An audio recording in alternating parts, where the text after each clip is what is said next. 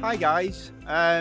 Today I thought would be a really good opportunity to talk about something that's really important in regards to dogs' nutrition, and that is what is nutritional ketosis. In its basic form, a ketogenic diet refers to a diet which shifts from relying primarily on carbohydrates, glucose for its main energy source, to dietary fat or body fat from the animal itself.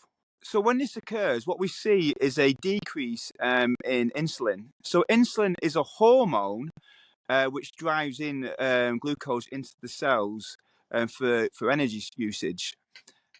We also see a stabilization in another hormone called glucagon, which actually serves to raise blood glucose as needed. So when an animal is consuming a ketogenic diet, dietary fat or fat from the animal itself travels to the liver, where it's converted into something called ketone bodies. Now, these ketone bodies, they serve as a source of energy for the animal in various different organs around the body. But perhaps the one that's most interesting is that of the brain. So there's only two sources of fuel that can fuel the brain. The first one is glucose, and the second one are ketone bodies. So only glucose and ketones can actually pass over from the blood into the brain of the animal and serve as an energy source. The brain, as some of you might know, is really highly energy dependent. It needs a lot of energy in the brain to function. So it's kind of interesting that only glucose and ketones can pass over. And we'll talk about the ramifications of this, certainly in regards to neurological disorders down the track. The other thing to remember is that outside of the liver, this ketogenic process produces ATP, which stands for adenosine triphosphate, which is a molecule that carries energy within the cells of the animals. Okay, so I mentioned that ketosis, nutritional ketosis, involves dogs switching over to rely on fat as the main energy source. From a perspective of a diet composition, this should involve no more than about 5% on a dry matter basis of carbohydrates. And these carbohydrates should be sourced from unprocessed, natural, fibrous vegetables, really. Maybe the odd bit of fruit that is the same constitute. To this, you want to be having, again, roughly around about 45-ish% dry matter basis of protein. We don't want to have too much protein, but we want to have enough.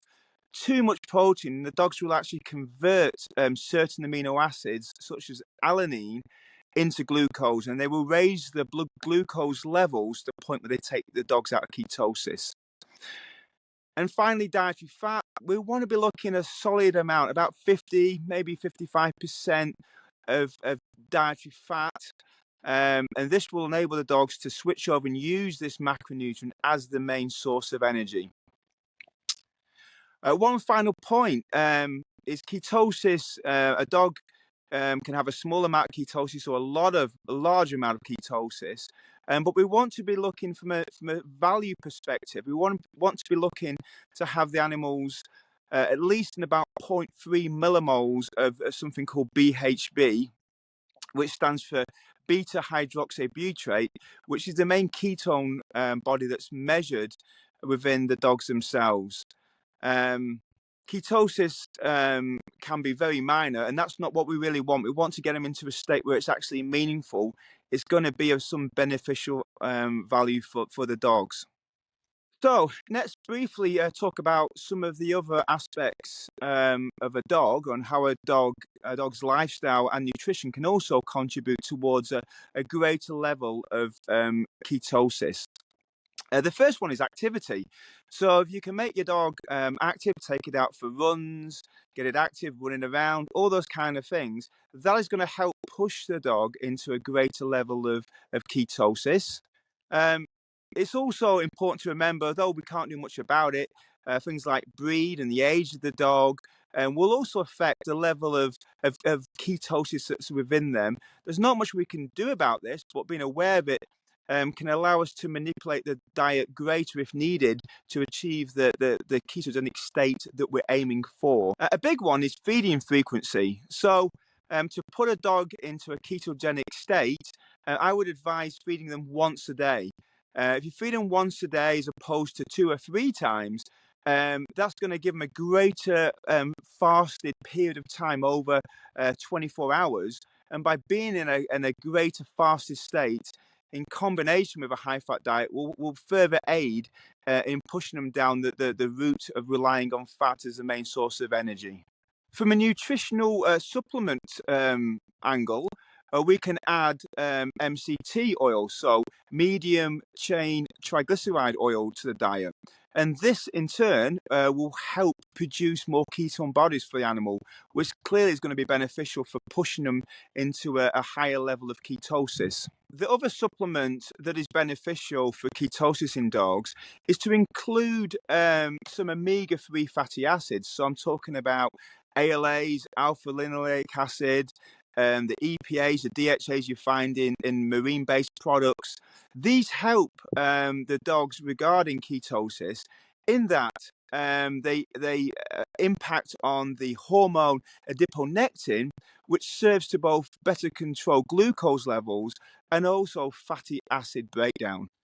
So, putting this all together, guys, to achieve a meaningful ketogenic state in dogs, keep your dogs active, give them some marine-based products, fish oils, those kind of things.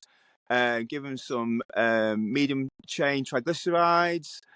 All those factors will be of benefit for them. However, the critical factor to achieve a ketogenic state, which is going to help dogs, is to have a diet that is very low in carbs, to have carbs, those small amount of carbs that are natural, unprocessed, fibrous, to have a solid amount of protein in the diet, but not too much. And finally, to have a diet that's dense, high in dietary fat.